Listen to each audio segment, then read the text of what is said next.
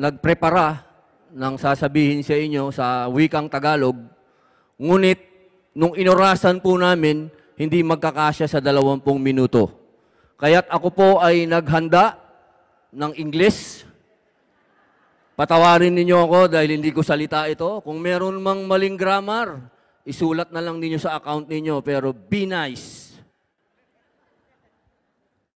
Yes, I am the bad boy of the Philippine movies. And yes, I was imprisoned because of illegal possession of high-powered guns. And yes, I am an ex-convict. And yes, I love women very much. I did a lot of drinking. Sobra po ako sa inom. I did a lot of smoking. Alam niyo yan. And my name is Robin Hood. Hindi po yan alias. Hindi po ako nagpo-promote ng ibang show. Tunay ko pong pangalan ang Robin Hood. And yes, I am revolutionary. Totoo po yan. Pinapangatawanan ko po ang pangalan na yan. Ano po ba ang ibig sabihin ng revolusyon? Ito na yung kodigo ko, English na to. Revolution is a radical and pervasive change in society and the social structure. Para po to achieve this highest form of oath, sacrifice, and service, one has to conquer his own rebellion and start his revolution within. Napakalinaw po nun. Napakadami po dyan, revolusyonaryo daw, pero yung sarili niyang demonyo, hindi pa naman niya kinakalaban. Alam niyo po, simula pa lang bata ako, I rebelled against my schools. Ayan o, eskwelahan ko sa Siena College sa Quezon City. Yung Siena College sa gitna niyan, sa paligid niyan, puro squatter. Ang bahay ho namin sa tabi lang nun. Bago ako makarating sa Siena College, dadaanan ko muna lahat ng squatter. Pagdating ko sa eskwelahan, dahil barkada ko yung mga squawka, madumi na ako, minsan wala na akong sapatos. Galit na galit ang mga teacher ko, pero wala akong pakialam sa kanila. Ang tawag pa sa akin noon, uhugin. Kapag fair, ang gagawin ko, nanakawan ko yung nanay ko, bibili ko lahat ng entrance ticket, yung mga squawka. Pupunta kami doon sa fair, sasakay ko sila ng mga rides. Elementary pa lang ho ako niyan. At doon ko nakilala si Trillanes. Pareho kaming Siena niyan. I rebelled against San Beda. Hindi ho ako nag-aral sa San Beda. Pero yung mga tiga San Beda, mayayabang yan. Ang tingin nila sa sarili nila, pogi masyado. Masyadong matatalino sa rekto. Kaming mga tiga San Sebastian, mababa ang tingin nila sa amin. May discrimination. Kaya I rebelled against San Beda. Marami akong chinik boy na chicks nila. Sumunod. Nalipat ko ako sa Baguio dahil nasipa ako sa Maynila. Napunta ako sa Baguio, nag-aral ako sa Baguio. Pagdating sa Baguio, madaming bully dyan. Lalo na yung mga igurot. Kasi teritoryo nila yon. Lumaban ako sa mga yan. Yung pala, igurot din ako. Hindi ko alam. Kaya ang nangyari, sumanib na rin ako sa kanila. Nung nalaman kong igurot ako. Ang sunod na naman namin, I rebelled against the Manileños. Alam niyo yung mga tiga Manila, kapag umakyat yan sa Baguio, mga sports car ang dala niyan. Pag summer, ang yayabang niyan, nagpapaiyak doon, nagkakarera sa Baguio. Ang gagawin namin, aabangan namin yan. Nung araw, sorry mga millennials kayo, hindi nyo naabutan yun. Pero may hayat doon nung araw, doon ang diskuhan. Ang diskuhan, club ngayon yan. Nung araw, diyan kami sumasayaw. Abangan namin lahat ng kotse niyan. Babasagin namin ang mga salamin, nanakawin namin yung stereo. Yan ang ginagawa namin sa mga taga Manila noon. I rebelled against them. Dahil sobrang kayabangan nila, pati pag nag-fire yan, fire, alam niyo yung nagsisiga? Nagsisiga kung saan-saan. Minsan nasusunog ang mga puno. Noon yun. Ewan ko lang kayo. Mga millennials na kayo eh. Lipat ko lang. Mahirap, walang kodigo. At doon sa Baguio, I rebelled against my mother. Siguro naman, nakaka-identify kayo. Kasi ang nanay ko, lahat ng pangarap ko, kinontra. Una, gusto ko magpare. Aba, pambihira kayo. Totoo yan, gusto ko magpare. Kasi sa San Sebastian, bago ako nawala doon, pinagtanggol ako ng isang pare. Masyado ko siyang inudilo. Gusto ko magpare, na kinontra ng nanay ko. Gusto ko maging boxer. Kinontra din ng nanay ko. Gusto ko maging sundalo. Kinontra din ng nanay ko kasi bawal daw sa Jehovah's Witness ang sundalo. Sa madaling salita, napagdesisyonan ko mag-stowaway na lang. Naglayas ako sa bahay, sumama ako sa mga kaibigan ko na mas matanda sa akin. Ang ginagawa namin, nagkakargador kami sa palengke, at sa gabi at sa umaga, runner ako ng mga gangster, local gangsters. Isang araw, nahuli kami. Nahuli ko. Takang-taka yung pulis. Sabi ng pulis, 12 years old ka lang, yung pinaggagawa mo, puro kalokohan na. Bakit mo ginagawa yung lahat yan? So, kinuwento ko sa kanya. Sabi ko, paano? May mga pangarap ako sa buhay ko, hindi ko magawa. Sa madaling salita, tinanong niya ako. Sabi niya, sino ba ang tatay mo? Ang sabi ko, ang tatay ko, si Roy Padilla. Si Roy Padilla? Si Roy Padilla, yung labor leader? Sabi ko, opo. Alam niyo kung ano ginawa ng pulis? Binuksan niya yung selda, pinalabas ako. Ang sabi niya, iyo, magpasalamat ka sa tatay mo. Dahil ang tatay mo, napakaraming tinulungan ditong minerong igorot. Siya ang merong itinanim dito. At dahil dyan sa itinanim niya, pinalalaya ka na namin. Sige, umuwi ka na. Tinawagan niya yung nanay ko, pinasundo ako, umuwi ako. Doon ko nalaman na ang pagiging rebelde pala, yung pagiging mapusok pala, kailangan dadalin mo sa tama. Dahil yung tatay ko, nailigtas ako, yung tatay ko, rebelde rin yun eh. Pagiging labor leader, rebelde yun. Ako, ang sumunod doon, dahil bad shot na ako sa Baguio, pinaalis ako ng Baguio, napunta ako ngayon ng Manila. Pagdating ko ng Manila, balik ako sa English ha, nalulungkot na kayo sa Tagalog ko eh. Again, I rebelled against show business.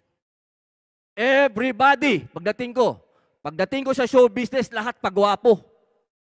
Lahat malinis, lahat mabango. Hindi ako pwede, mabaho ako eh. Yan ang dating ko. Hindi ko pwedeng babaguhin yun. At nagtagumpay ako. Lahat ng mga hindi norm, tinanggap nung 90s sa akin.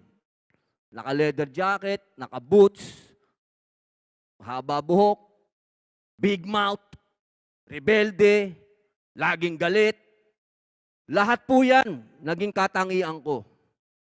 I am always fighting for the poor and the oppressed sa pelikula ko. Kayo po, hindi nyo na ako kilala, hindi nyo na napapanood ng pelikula ko. Pero I invite you to watch my movies. Makikita nyo po dyan. Ginawa ko ang lahat. I tried everything to put injustices and inequality in my movies. It came to the point that I was ready to fight for the labor rights of the workers in the entertainment industry. I supported FBR to get political influence, but my bad boy image took its toll first and backfired. I was sent to prison because of media pressure. Yan po ang nakakalungkot. Inside the prison, I rebelled against the system. May mura dito, hindi ko na sasabihin.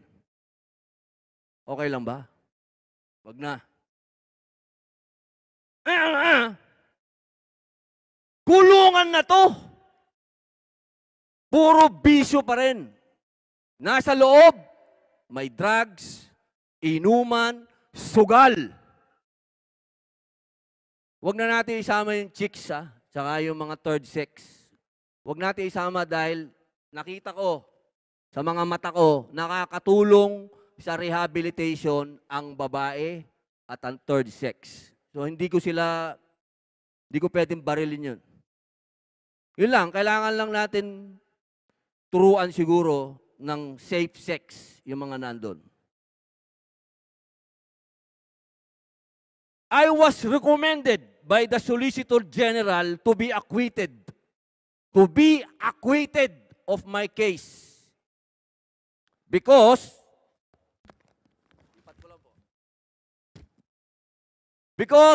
there was an illegal arrest and my rights are violated. But of course, the Supreme Court affirmed my sentence. Fortunately, because of our rebellion against martial law of PD 1866, illegal possession of firearms, the legislative body changed the law and reduced our sentences. Hundreds of prisoners were released before me. Bago ako, marami pang lumabas. The Bureau of Correction and the Board of Pardons and Parole recommended me to be released because of good behavior and being an asset of rehabilitation. Katulad po ng sinabi ng idol ko na si Atom. Talaga pong nilabanan ko ang masamang sistema sa Bilibid. Pag sinabi pong asset, inilabas ko po ang ulo ko doon. Di bali ng mapatay. Di bali na kung ano man.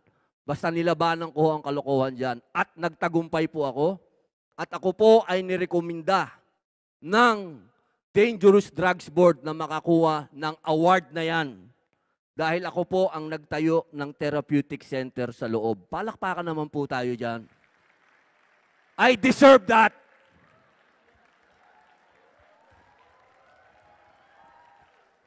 Thank you. Naawa rin kayo.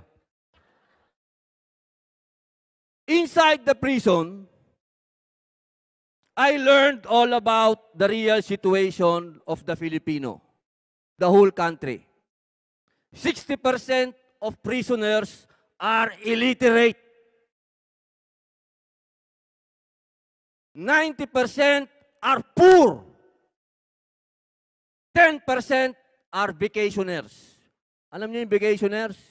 Yung mga mayayaman, pag nakulong yan, bakasyonista lang yan doon. Madaming pera yan eh.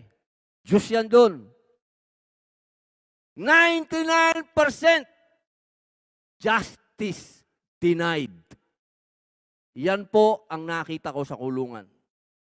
After the imprisonment, I decided to go back where I stopped.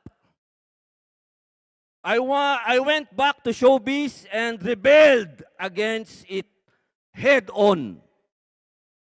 Pero, with a new image. Kung naalala nyo, mga bata pa kayo noon, nung lumabas ako ng kulungan, paglabas ko, good boy na ako. Mabango na ako, maiksi na yung buhok ko, si Regine Velasquez na ho, ang aking partner. I made sure nothing can backfire anymore. I continued to support presidential candidates to advance my rebellion against the rotten system. Well, they all won, but unfortunately, they were all eaten by the rotten system. I became more rebellious with our local politics and local politicians. I decided to leave the country and live in Australia. But the fight of the Aboriginals brought me back home, wondering what road should I take. A lot of things went to my heart before to my head. I then decided to rebel again. Again and again and again. Ginamit ko na po ang Facebook pa lang nun. Wala pang Instagram. Facebook pa lang. And sadly, every time people start listening to my cause, my past is dug up and all the lies about me is published. And all the good is forgotten. Secret! Yan ho ang nangyari sa akin. Wala. Kapag tinira na ako ng media, nakalimutan na lahat ng ginawa ko. Yan ang malungkot. Again, with my new young wife, Mariel, buntis po, I decided to leave the country for good. But this time, I will trace my roots. And this brought me to Spain, to Europe. This is where I found what I am looking for. In the Padilla town in Burgos, Kingdom of Castile. There I came to know about the revolutionaries Maria de Padilla, the savior of Peter the Cruel, and Juan de Padilla of the Comuneros, and my great-great-grandfather, Don Luis de Padilla. I have all the necessary legal means to get a Spanish citizenship. But my journey to Spain didn't only educate me of my Spanish roots, but also of the Filipino revolutionaries. Doon ko po nakilalang matindi talaga. Iimbitahin ko po kayong, tingnan nyo yan sa post ko, sa Robin Padilla channel. Makikita nyo po dyan yung journey ko. Kung paano ko nakita si Andres Bonifacio sa Spain na sila ang nagsasabi na ang unang pangulo ng Pilipinas ay si Bonifacio. Pambihira. Spain pa ang nagsabi. My God, I hate drugs.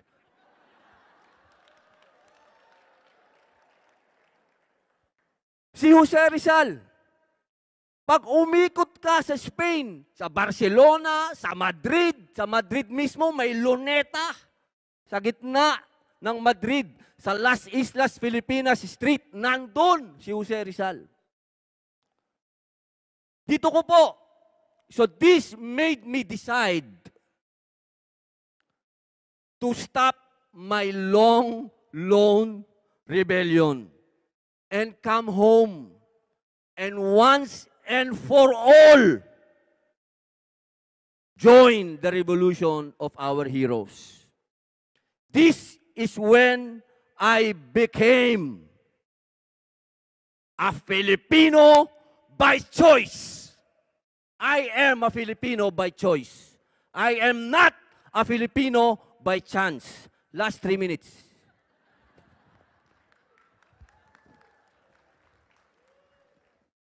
Lagtaw na ako kasi doon na ako sa patapos. Pero sa lahat po na nanonood ng live, tutuloy po ako pagkatapos ito, lalabas ako, itutuloy ko ron. Sayang, nag-prepare ako, hindi ko tinulugan to, English eh.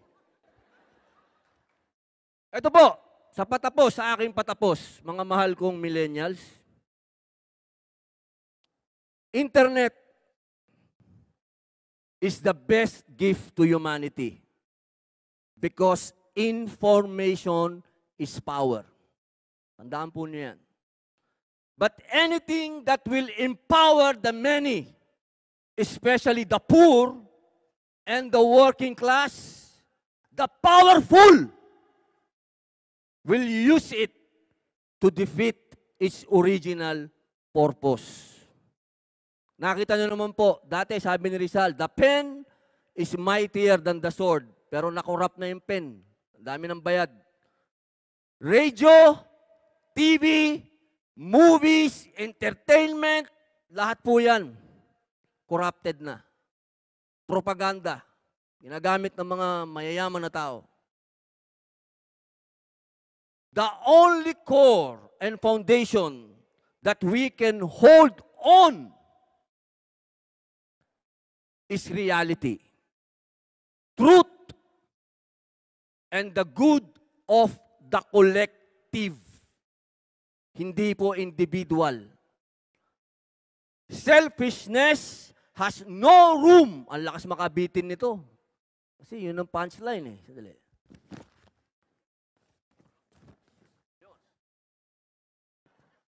Lakas makabitin nun. Selfishness has no room in the world of social media because the name itself is derived from society and media is information. Now, it is up to us where you will stand. Are you for the revolution? To be progressive, a revolutionary, or are you for the usual norm? Gusto nyo sumama lang kayo sa agos? Maging stagnant, hindi gumagalaw, mabaho? Yun ba? A gossiper, ang tawag ko dyan. Gossiper lang yan. Ano ba? Gossip ba? Gossiper? Internet, sabi nga ni Spider-Man, is great power. And great power comes with great responsibility. Millennials, I will not stop you to rebel. Di ko kayo aawatin dahil ako mismo rebelde. But always equip yourself with the truth. Hawakan nyo lagi ang katotohanan. And my last words for you before I evict myself. Tandaan po natin, sinabi ni Apollonariong Mabini. Sabi ni Mabini, liberty is freedom.